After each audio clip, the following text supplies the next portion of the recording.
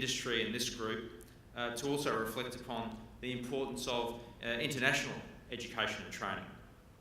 This is vital as the role of private institutions in Queensland and Australia are critical to the delivery of many quality education and training outcomes to a whole range of international students.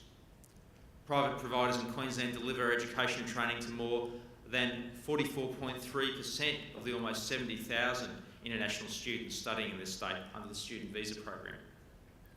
This percentage increases to some 68.4% in English language intensive courses for international students, that whole ELICOS sector, and a massive 84.1% of the VET sector. That said, Australia is currently going through a difficult time in the international education sector.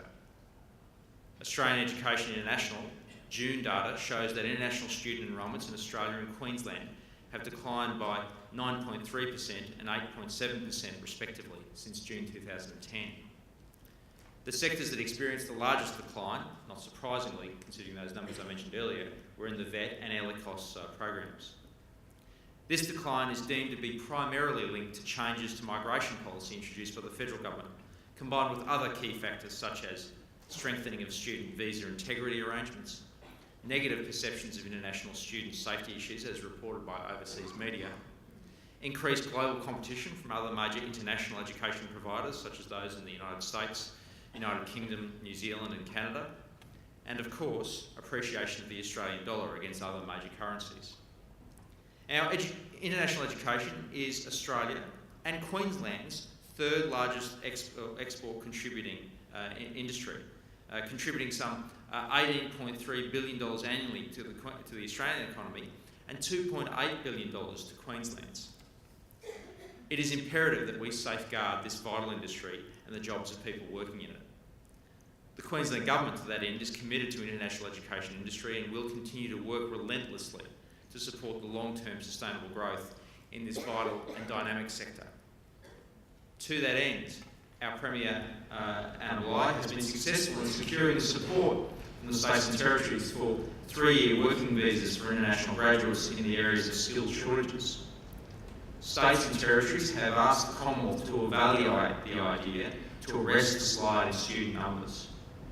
The Premier put this issue of international education firmly on the COAG agenda just last Friday as a result of the declining numbers of international students that I mentioned. We are on the cusp of a resources boom and we're facing a looming skills crisis.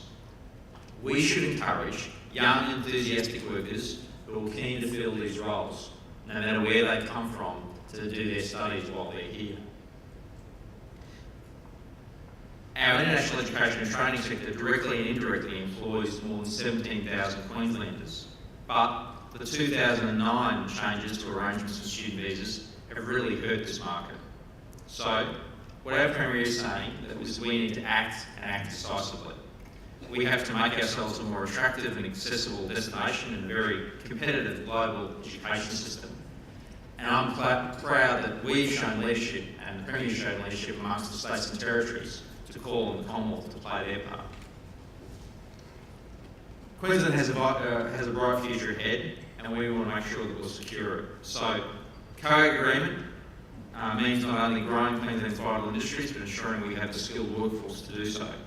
As I say, the resources sector alone will generate some 38,000 jobs in the next few years, and there are unprecedented opportunities for Queensland graduates in key disciplines such as engineering, environmental science, metallurgy, as well as a range of other management roles.